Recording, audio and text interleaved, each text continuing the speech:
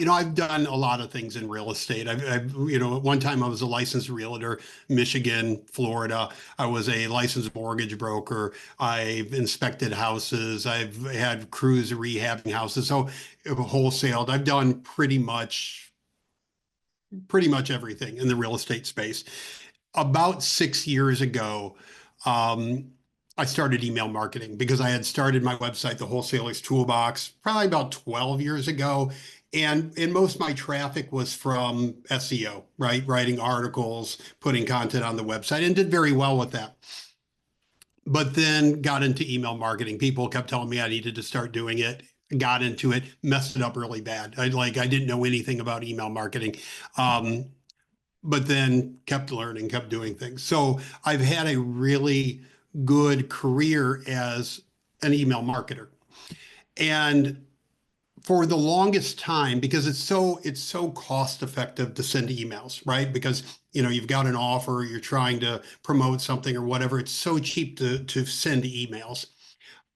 For the longest time, I thought, how can I show wholesalers or people in the real estate space how to be an email marketer, right? How do we get the homeowner's email, get them into an email system, and be able to market to them? And that's was always a hurdle because typically in email marketing you create a lead magnet. You're like, hey, do you want this thing? Give me your email, and I'll give you the free thing and all that. But how do you get to the homeowner, right? Do you leave a note on their door? Hey, like opt into my email. I mean, that's hard to do. So last year, when you guys came out with the free skip tracing or the contact data, my mind just started spinning. I'm like, now, all right, now I got to do something with this because it's there, right? You've got all the email data. And like, David said, not many people have paid much attention to that, right? Everybody wanted the phone numbers, everybody wanted to text and use the dialer and all that. But there's a gold mine in the email data.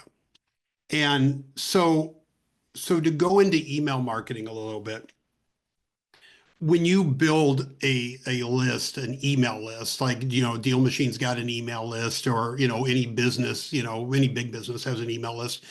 You can't like open an email, get a domain, get an email, and then take 10,000 emails and dump them into a system and just email one day, right? Because all the data providers or the email service providers like Gmail and Yahoo and Outlook or they know you have no reputation. And then one day, you have an email and then you send out like all these emails. They're going to go, nope, it's not going to happen, right? And they'll block you. So with cold email, it's a system, right? So there's cold email platforms and you sign up for a platform and then you have to load up multiple emails in it. So you're only sending so many emails per day from each email. So instead of sending 400 a day out of one email, you're sending 30 a day out of 15 emails, right? And then you can effectively send out when people reply to the email, it goes in the cold email system. It goes into a cold email. The system I use it's called a Unibox. So all your replies come back to that email. So that's essentially what I did. And I started this back a few months ago. I said, I'm going to test this. I'm going to try the data. I'm going to extract 10,000 leads out of DealMachine. I'm going to clean them, make sure they're good and clean, right? DealMachine data is really good, but there's always some that, like data's not perfect, right? So you want to make sure that they're clean because you don't want to if you send out 500 emails, you don't want 20 of them to bounce back because that's just going to be bad for your email reputation. So I clean them, upload them into a system and email, right? And there's a way to write the emails and I can go deeper into that if you want me to. But you just send 30 a day per email out of the accounts. And it's worked phenomenal, to be honest with you. I started with absentee vacant. I've done tax delinquent, absentee owner. Um, the best list so far was the vacant, absentee vacant, which had over like I think about a 4.7% response rate, which is phenomenal. compared to, I mean, like compare that to email or to snail mail or setting on the phone all day, cold calling people. I mean, like I put this in the system, turn it on, and it just emails throughout the day and I get the responses. Once you get it set up, there's very little maintenance other than checking your email inbox. But it's bringing in leads for me every day. Now, of course, some of those are good deals. Some of them are retail deals, right? Because you'll get people like, yeah, I want to sell the house, and then you look at it and it's a retail deal. And then you get replies, of course, like anything with SMS or whatever you're doing, where people just say, no, I'm not interested, take me off your list. But I'm getting at least 2 to 3 solid leads a day of people that want to sell. And currently I'm not at 30 what I'm sending out. I think I'm down, I moved it down a little bit. I'm doing like 20 a day per email account or something like that. I added a few more accounts so I could mail a little bit less out of each account. But guys, it's working tremendously. The data's good, right? Like I said, you got to clean it because there's going to be some that are, you don't want to bounce back, but data's good.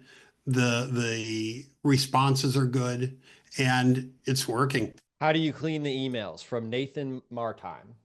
There's there's plenty of them out there. There's the system I use is called Million Verifier, and it's pretty inexpensive. It's $37 to clean 10,000 records. And then if you buy more credits, it gets cheaper as you go up.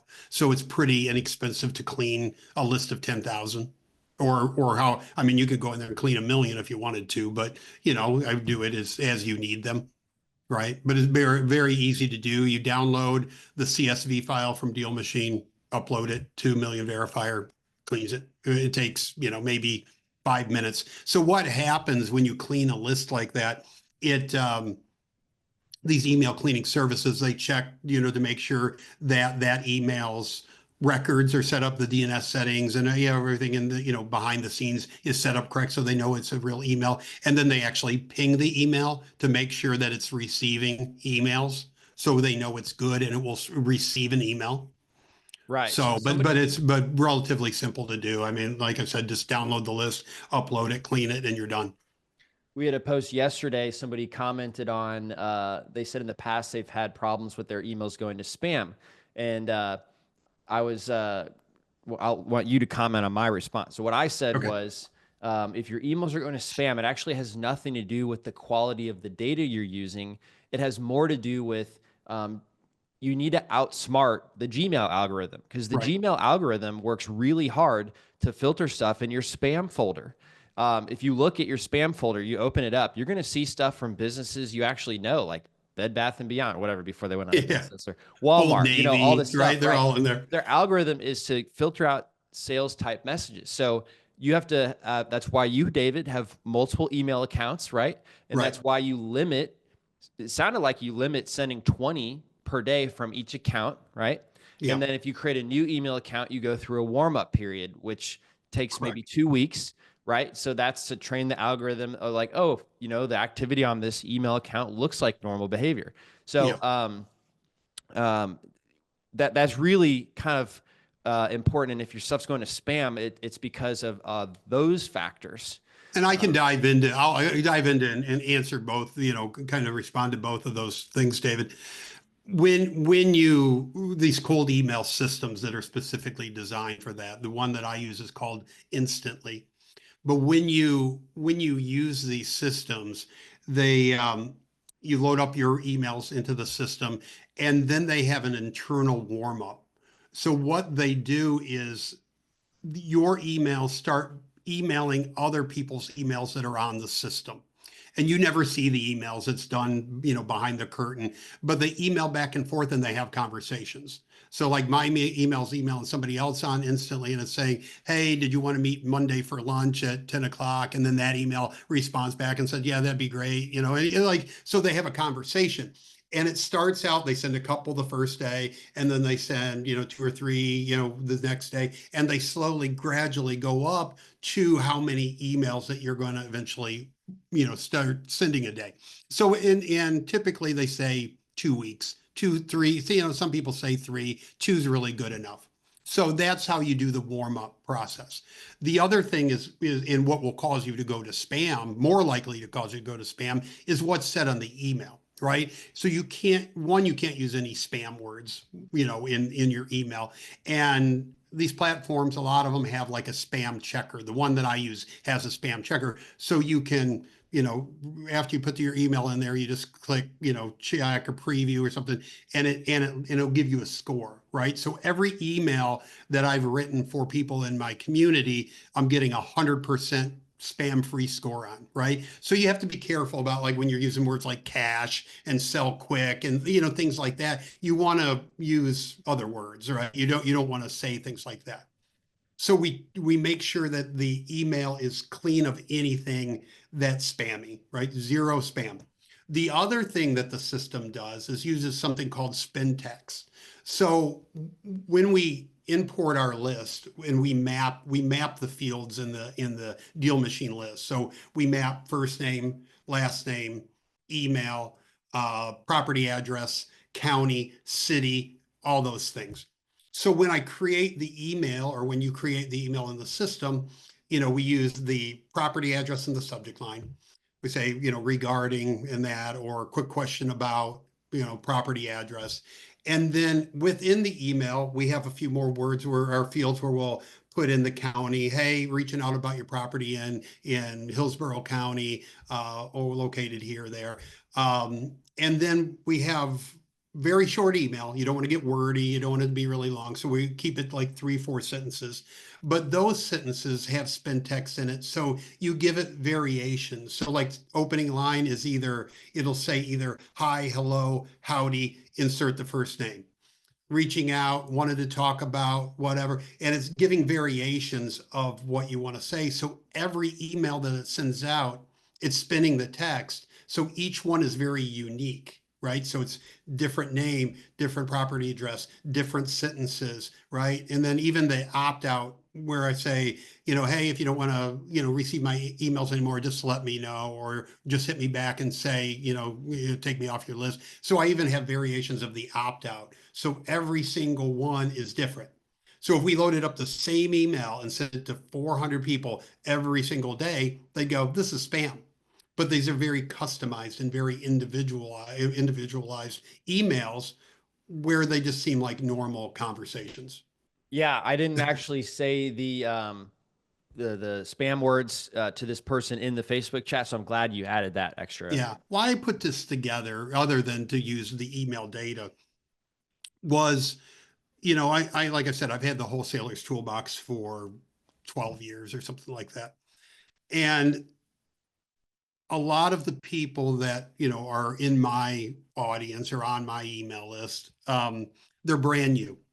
A lot of them work 9-to-5 jobs. A lot of them don't have time to drive for dollars all day, every day, like I did when I was full-time wholesaling. A lot of them don't have time to cold call all day long. So this is will either replace that, or you can do in addition to that, right? So if you're working at the Ford plant, but you want to wholesale, right? You can let this run while you're working, get home and respond to the emails that are in your inbox, and set up appointments to go look at houses on weekends. So I was looking at something that was effective for the people that I try to help, right? What can they do, right? Because people have a hard time with generating leads, and you guys all know it, right? You've got to, that's one of the hardest parts of this business, right? Because you can learn the rest of it. You can learn to negotiate, and you can learn to do the numbers and all that. But if you don't have any leads coming in, you don't get a chance to learn any of it, right? So this gets the leads coming in. If you're good at closing, you're going to close a lot. If you struggle with closing, I mean, it's giving you leads that you can work.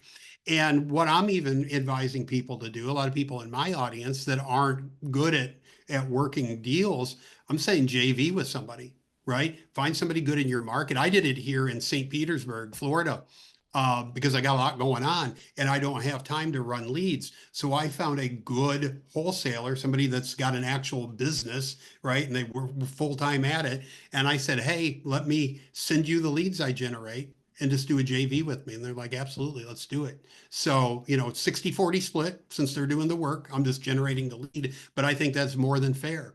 So, if you've got other things going on, that's an option too, to set up a JV partner and just send, just hit forward on the lead and send it to them. Thanks for listening to the DealMachine Real Estate Investing Podcast. Please leave us a review and follow along wherever you're listening to your podcast.